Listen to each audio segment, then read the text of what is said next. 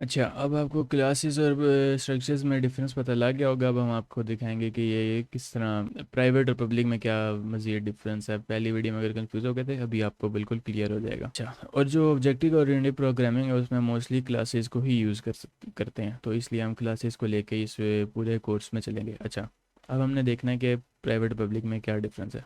अभी मैंने कहा था कि अगर मैं बाय डिफ़ॉल्ट इसके अंदर कुछ भी लिखूंगा, कोई भी वेरिएबल कोई भी फंक्शन बनाता हूँ, तो वो होगा हमारा प्राइवेट। अब मैं क्या चाहता हूँ कि इसमें कोई ऐसी चीज़ लिखूँ जो पब्लिक हो जाए, तो उसके लिए मुझे क्या करना पड़ेगा, मैं लिखूँगा पब्लिक, इस तरह लिखूँगा।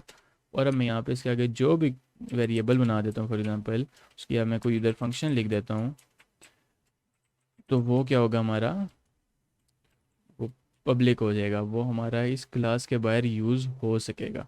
अब इसका क्या मतलब है क्लास के बाहर यूज़ हो सकेगा। अब देखें, मैं यहाँ पे अगर लिखता हूँ p.x=10, ये हमने पिछली वीडियो में भी देखा था कि ये हमारे लिए चलेगा नहीं।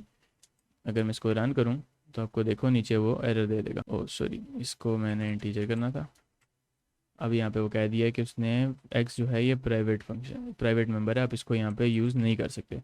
और अगर मैं यहाँ पे कह दूँ p.z को अगर मैं वैल्यू देना चाहूँ, तो वो बोलेगा ओके, आप z को वैल्यू दे सकते हैं। अब उसने z को वैल्यू दे दी, देखें उसने कोई एरर थ्रो नहीं किया, सिंपल सिंपल वो रन हो गया और ख़त्म। उसने z के लिए क्यों नहीं एरर थ्रो किया, क्योंकि हमने कह दिया ये पब्लिक हो गया। पब्लिक क्या मतलब कि ये अब इस क्लास के बाहर भी यूज़ हो जाएगा। अच्छा, अब मैं अगर यहाँ पे इसको मैं ऊपर ले जाता हूँ, यानी कि पब्लिक से बाहर निकाल देता हूँ, पब्लिक से जब बाहर निकाल दिया ना, तो वो क्या, वो हो गया प्राइवेट हो गया। अगर मैं इसको अब रन करता हूँ तो वो कह देगा कि ये जी जो है अब ये प्राइवेट हो गया।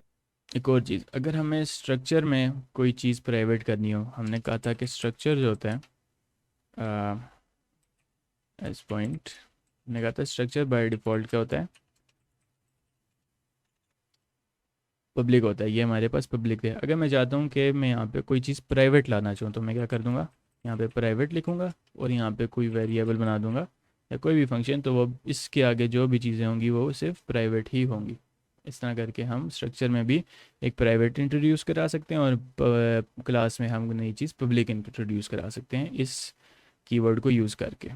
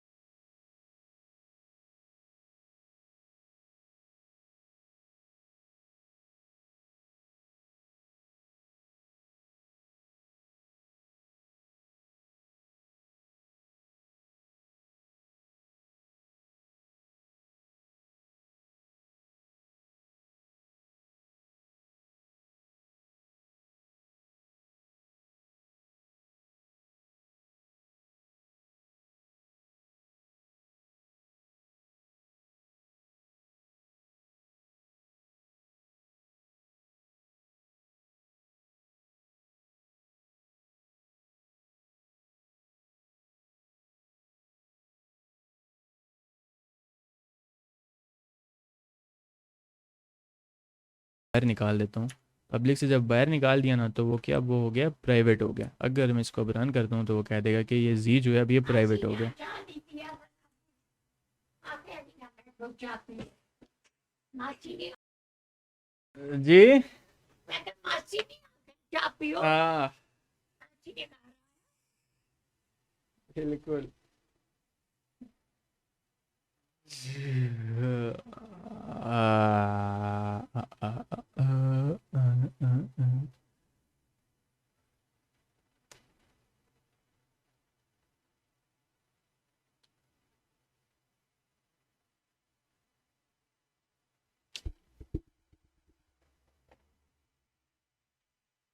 ओके, हम किधर थे? हम देख रहे थे कि ये एक्स जी जो है वो उससे बिलोंग करता है कि नहीं।